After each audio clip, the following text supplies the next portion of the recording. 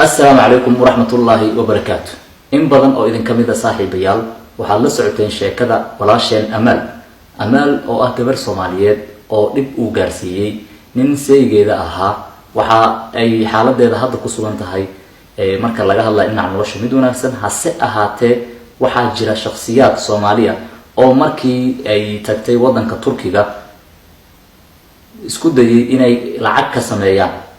عاونت أيد أفيدني qaar kamid dadkaas waxay amaal u qiyaam rabeen inay dul saartaan lacag tiro badan iyaga oo iska dhigaya shakhsiyaad doonaya inay maaragtay amaal caawiyaan oo ay gacan qabtaan. Amaal marka waa qof wadankii dhibaato badan kala soo kulantay ku soo naafowday oo lugteedii xabad looga dhuftay caafimaad heli weysay markii dambe oo maamul gobolka Banaadir iyo dadka oo shacababa ay gurmadeen wadanka Turkiga loo soo qaaday. marka Soomaalida ugu horeysay ee soo dhaweysay waxay ka filaysay garab istaag aad u weyn sidoo haddaba noo faahfaahinayaba Ali Aadan Muumin oo isna kamid ah wariyaasha Turkiga jooga ee la socda xaaladeeda oo ay amaalna wada hadleen si wada jiraan ula hadalnay waxay marka amaal ka sheekaysay dhibaatadii ay aragtay marka Ali yow bal ku soo dhawow bal maxaa adiga kala socota arintan منصر واد محسن تهاي سيدا أمل أو دبنا أو دعوة أو يستي سيدا لشيء نين أي كلا تجين أو دولة عدمية كثر سن مركي أي سوق أرتي وطن كتركيا أي مركي أي جوكتي وطن كأني سوماليا لا وضع إلى صح هذا الشيء أمل وحي شكتين أوبا هنتها إلا قرب يستاجو ولا عاوي إسبيتال هذا يوحي لما ما دام إلى صعته جبرها وريرت هذا أو إن بدن يدون على كلا جرنا ينقربها يوطن كتركيا يحالهم مساعات sidaas aawadeed markii ay soo gaartay magaalada Istanbul ee wadanka Turkiga garoonkeeda diyaaradaha waxa la wareegay koox wariyaal ah oo sida ay sheegtay u geystay dhibaatooyin kala duwan oo ay kamid tahay inay geeyeen isbitaallo ay u sheegeen in qiimahoodu aad u sareeyo marka loo eego qiimaha lacageed ee caafimaadkeeda looga shaqeynayo waxa kale oo amal ay sheegtay in la qiimeeyay lacag aad u fara badan oo aysan haysan sida daraadeedna amal markii lacagtaas loo sheegay ay la noqotay wax ka weyn maskaxda laakiin mar dambe oo ay suxuraansi isbitaalka u tagtay waxay ii sheegtay in lacagtaas lacag ka yar loogu qiimeeyay oo halkaas ay ku jirtay khiyaamo lacageed oo la doonayay in haddii aysan iska hubin lacagta looga qaato waxa kale oo waxyaabaha xusidda mudan ku jira in amal ay ii sheegtay in ay lacagtii ay ugu tala gashay caafimaadkeeda qayb kamid laga qaatay baabuur oo nin wasiirigu u gaday sidaas oo kalena baabuurkii la rabay aan loo soo gadin mid yar oo musqusha uu lagu tagi karo loo keenay wasiirkuna uu sheegay ama ayadu ii sheegtay in lacagta wasiirku bixiyay ay aad u fara badan oo aysan haysan sida daraadeedna amal markii lacagtaas loo sheegay ay la noqotay wax ka weyn maskaxda laakiin mar dambe oo ay suxuraansi isbitaalka u tagtay waxay ii sheegtay in lacagtaas lacag ka yar loogu qiimeeyay oo halkaas ay ku jirtay khiyaamo lacageed oo la doonayay in haddii aysan iska hubin lacagta looga qaato waxa kale oo waxyaabaha xusidda mudan ku jira in amal ay ii sheegtay in ay lacagtii ay ugu tala gashay caafimaadkeeda qayb kamid laga qaatay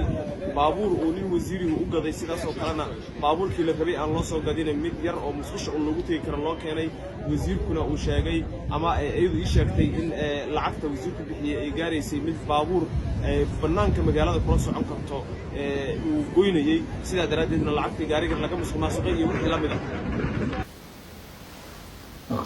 amaal qudheeda ayaa nala hadashay oo nala wadaagtay dareenkeeda waxayna sheegtay inaysan marnaba filaynin waxa ku dhacay waxay sheegtay inaysan niyad ku haysan qof Soomaaliya oo walaalka ah ayaa ku qiyaamay isbitaal ayay tagtay isbitaalkii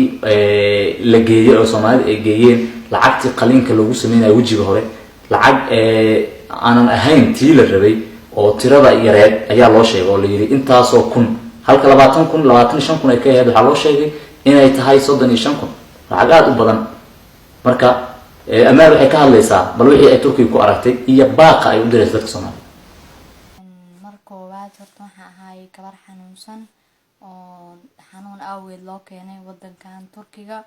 mid labaad ummadii aan Soomaaliyeed oo umaaday soo dhaweeyay oo islahay macnaha bini'aadanimo iyo walaalnimo wax waliba kuugu qabanayaan horta iguma aysan qabanin muddo koowaadna waxay ahayd inay dhakhtarkii igu tageen misana qarash on ee soo sheegeen uusan noqonin qarashkii dambo waayo qarashka soo sheegeen waxay noqotay lacag 92 kuna. kadibna markii aan baarnay xogtii oon daba galnay waxaan ogaanay xoohaayeeto inay lacagta intaas aysan dhameynin ee ayaga lacag ay dul saarteen. kadib wiil ardayga aniga garab isiisay oo maanta heerkan gaarsiinay soo gaarsiiyay oo ii soo dhameeyay micnaha xoohaay barnaamijkii oo dhakhtarka lacagta qaliinka lagu galay 3 qaliin ahayd. haddana waxaa la igu soo dhameeyay lacag $60,000 lacag $92,000 markii hore ii sheegeen. markii dambana waxay igu soo gabagabeeyeen sheekadii. waxay dhaheen haddii micnaha qofku wax ku qaban lahaay oo wax u qabta hadaan aan qofku wax ku qaban lahaay micnaha wax kuma qabanayo. waa qof waliba wuxuu leeyahay gudoomiyaha maaliyadda soo diray eeday dawladii. kadibna waxaan dhahay anay dawladeeda iyo calankeyga midna ma eedeynay shaqsiga oo igu qabanayo walaalnimo iyo bini'aadanimo waxa igu qabto qofka igu qabanayna wuu mahadsan yahay. markaa kadibna aysan igu soo naqanin yaa micnaha qofkii oo xanuun awis wadanka loo keeno inuusan aaminin shaqsi aan arday ahayn. waayo shaqsiyaadka kale meeshan joogo waa caado qaatayaal waxay u joogaan inay qofka xanuunsan ka dul qaraabtaan. waxa kaliya wadankan joogo oo nadiifka ah oo alla ka baqaayo waa ardayda Soomaaliyeed oo wadanka wax ka barto ayaa meeshan ka dad wanaagsan oo u damqanayo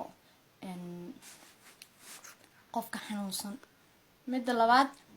ayadoo saas ay tahay oo micnaha saas la igu sameeyay haddana waxaa la idhahay oo la iga sii been sheegay $60,000 amal ay heshay. alxamdulillah haddii aan helo waa horta waa wax daawadeeda ay tahay oon rajeynay hadda laakiin ma aan helin.